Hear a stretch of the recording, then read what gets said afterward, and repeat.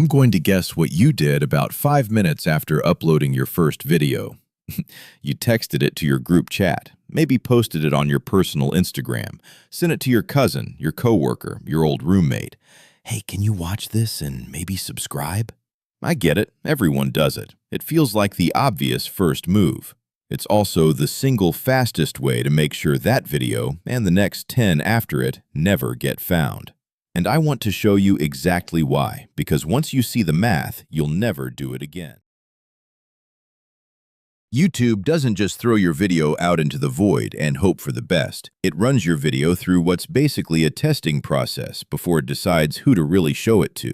In the first day or two, YouTube shows your video to a small sample audience based on your title, thumbnail, and description. It's watching how that sample reacts, click-through rate, how long they stay, whether they engage. If that goes well, over the next week or two, YouTube widens the test to people with similar interests, trying to sharpen its read on exactly who this content is for. By week 3 or 4, if the signals stay strong, YouTube starts pushing your video toward people with very specific viewing habits, the people most likely to actually become your audience. And eventually, if all of that goes right, your video starts showing up in suggested videos and search, next to other content in your niche, in front of people who've never heard of your channel, but are exactly the kind of viewer who'd like it. That's organic growth. That's the whole game. Here's the problem.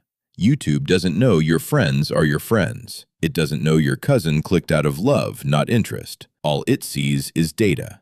Let's say you start a channel breaking down AI tools for beginners, and you send your first video to 100 people in your personal network. Maybe 20 of them actually click, a 20% click-through rate, which sounds solid on paper. But most of them are watching out of politeness. On an 8-minute video, they bail after 30 seconds. That's under 10% retention.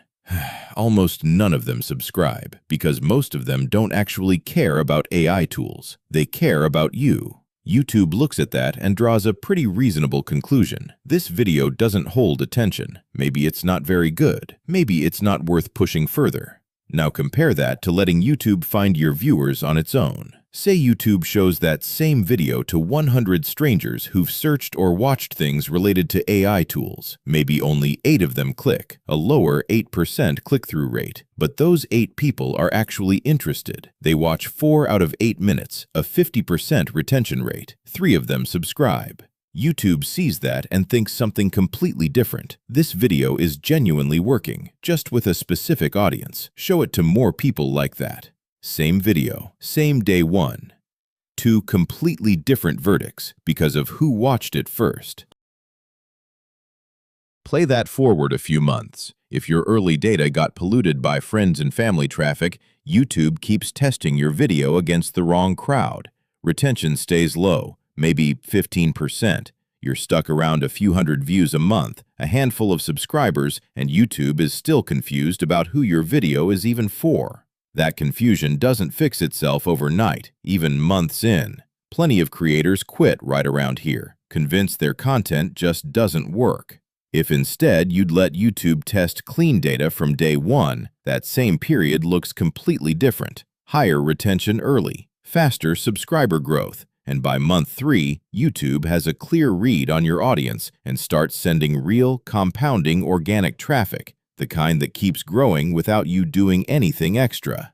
Clean data can get a channel to its first 1,000 subscribers in a few months. Polluted data can drag that out to a year or more, if the creator doesn't give up first. This isn't YouTube being difficult. YouTube makes money when people watch things they actually like, because that keeps them on the platform longer. So YouTube has every incentive to find your real audience. It's just really good at that job only when the data you give it is honest. And this doesn't just affect views, it affects money. The wrong audience means a lower CPM, because advertisers can't target anyone specific. And if you're promoting a product or tool, your conversion rate tanks because people who aren't interested don't buy. The right audience, watching the exact same number of views, can mean several times the revenue. Same traffic, wildly different outcome, all because of who was watching.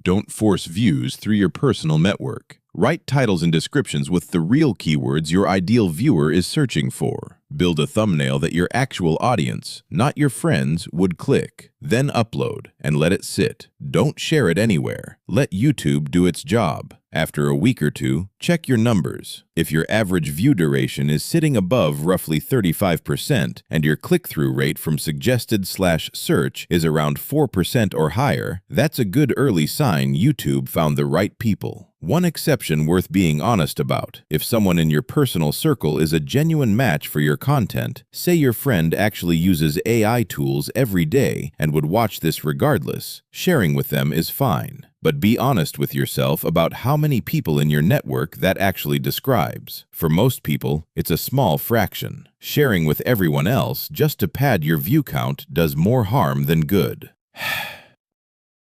So here's the actual move. Upload it, don't send it to anyone, and let YouTube do the one thing it's actually good at: finding people who care. If this saved you from a mistake you were about to make, that's exactly the kind of thing I make videos about here. Subscribe, and I'll walk you through the next one before you hit publish.